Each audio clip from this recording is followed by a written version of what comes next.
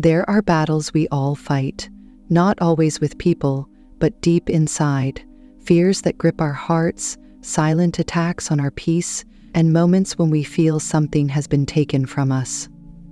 Many times, we don't see the enemy with our eyes, but we feel the effects in our lives, empty places where joy, strength, or purpose once lived. Today, the Lord wants to speak to us about a powerful truth: how to reclaim what the enemy has stolen. John 10 verse 10 says, "The thief comes only to steal and kill and destroy. I have come that they may have life and have it to the full." The words of Jesus here are not just a warning, they are a mirror reflecting what many of us have gone through.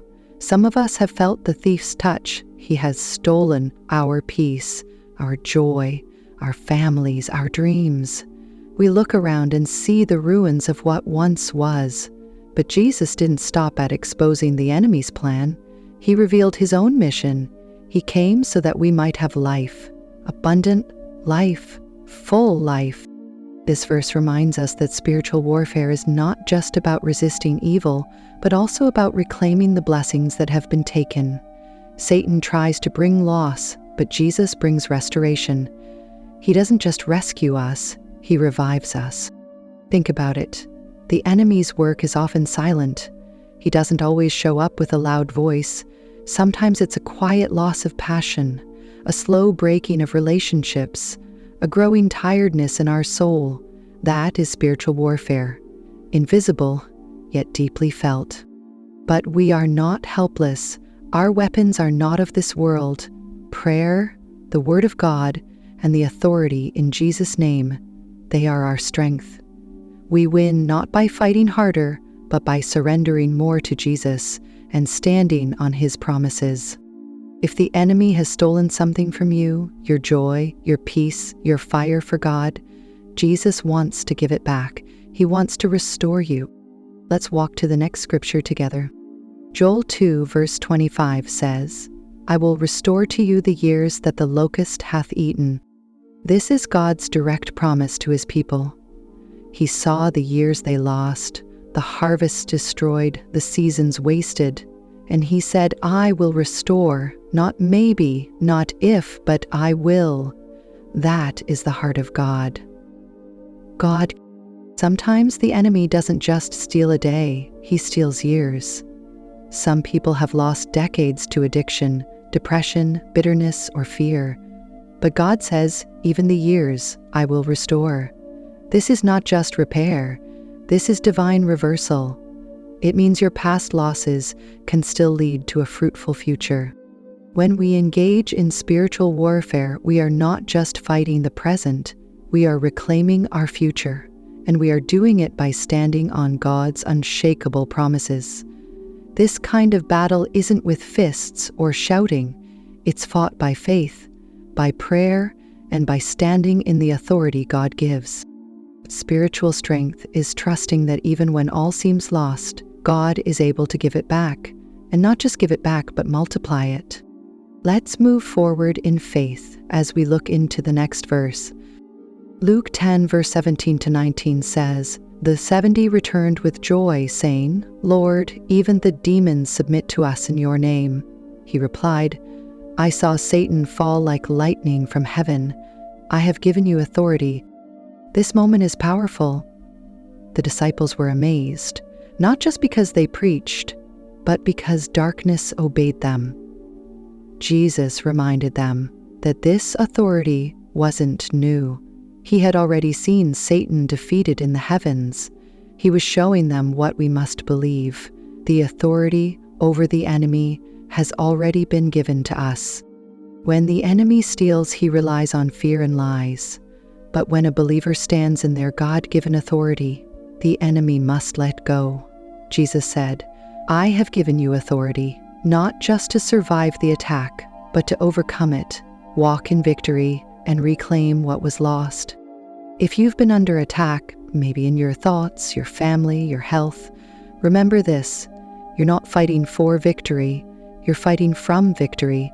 Jesus already won it. You're just claiming it. Let your spirit rise with courage.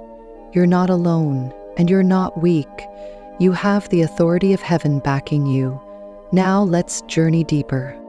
Isaiah 61 verse 7 says, "Instead of your shame you will receive a double portion, and instead of disgrace you will rejoice in your inheritance." What a beautiful exchange. God sees the shame we carry. Sometimes what the enemy steals is not physical, but emotional. Our sense of worth, our identity. We walk around smiling on the outside, but inside there is pain, there is regret, there is heaviness. But God doesn't just remove the shame, He replaces it. He gives double joy, double inheritance, double strength.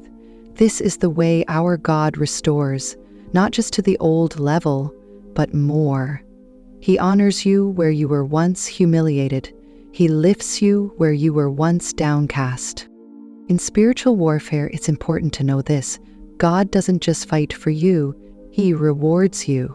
He sees the scars, the battles, the prayers in the night, and He answers with restoration not just of things, but of the heart. Let's take this truth into the next scripture. 1 Samuel 30 verse 8 says, "And David inquired of the Lord, 'Shall I pursue this raiding party? Will I overtake them?' 'Pursue them,' He answered. 'You will certainly overtake them and succeed in the rescue.'"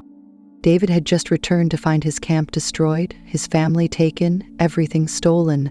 His men were broken, even ready to turn on him. But David did something powerful. He didn't act on emotion. He went to God, and God gave him a word: "Pursue. You will recover all." This is where the spiritual battle turns into spiritual recovery.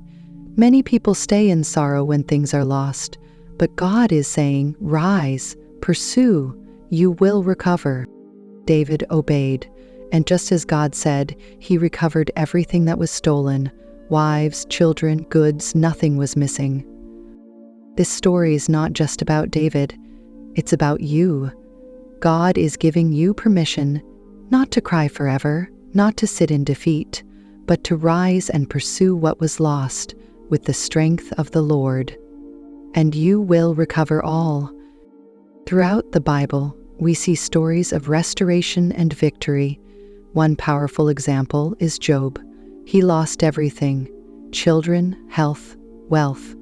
The enemy thought he had won, but Job remained faithful, and in the end, God restored double everything he had lost. Think about that. Double sheep, double cattle, more children, but even deeper, God restored his honor, his peace, and his testimony.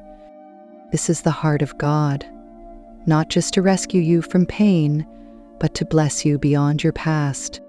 So today, wherever the enemy has stolen from you, your strength, your voice, your peace, stand firm, reclaim it in Jesus' name. Declare, "The Lord is my restorer. The battle belongs to the Lord, but the victory is yours." If this is your first time joining us, I want to say how deeply thankful we are to have you here. Before we step into this heartfelt prayer, please take a moment to subscribe. It helps others discover these prayers and find comfort and strength just like you have. And if you're already part of this community, thank you from the bottom of my heart. Hitting that like button can help this reach even more people who need hope today. My precious Heavenly Father, my rock, my Redeemer, my ever-present help, I come before you today with a heart full of reverence and awe. You are the one who sees every tear, hears every silent cry, and holds every broken piece of our lives together.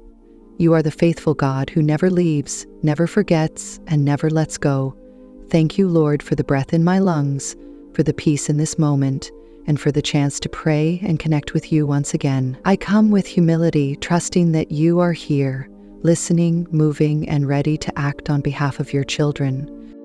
Lord, I welcome your holy presence right now. You are the creator of all things, the one who formed me with purpose and love. You sustain every heartbeat, every sunrise, and every miracle I don't even see. You are my guide in the wilderness, my strength in weakness, and my shield in the fight. As I pray today about reclaiming what the enemy has stolen, I come with open hands and an open heart. I trust in your power, not my own. I trust in your timing, not mine. And I trust in your promise that you restore, redeem, and revive what was lost. Father, I confess that I have not always walked in the authority you have given me. I have allowed fear to settle where faith should live. I have been silent when I should have spoken, tired when I should have fought. Forgive me, Lord, for the times I let the enemy steal my joy, my hope, my calling. Forgive me for doubting your power when life felt heavy and hard. And Lord, I choose right now to forgive those who have wronged me, just as you have forgiven me. I don't want anything to block my prayers or cloud my spirit. Thank you for your mercy, which is new every morning. Thank you for cleansing me and calling me your own. God, I need you. I cannot win this battle alone. I ask for your wisdom to recognize the enemy's schemes and your strength to stand against them. I ask for courage to move forward, for clarity to see what's mine to reclaim, and for boldness to walk in your truth. Lead me, Lord. Show me where I've surrendered ground that you want to restore. Help me take back my peace, my voice, my dreams, and the joy that belongs to me as your child. I depend on you for every step, every breakthrough, and every victory. In the name of Jesus, I now stand and resist every force that has tried to steal, kill, or destroy in my life. I put on the full armor of God, the belt of truth, the breastplate of righteousness, the shield of faith, the helmet of salvation, the sword of the Spirit, and the shoes of peace. I take my place as a child of God with heaven's authority.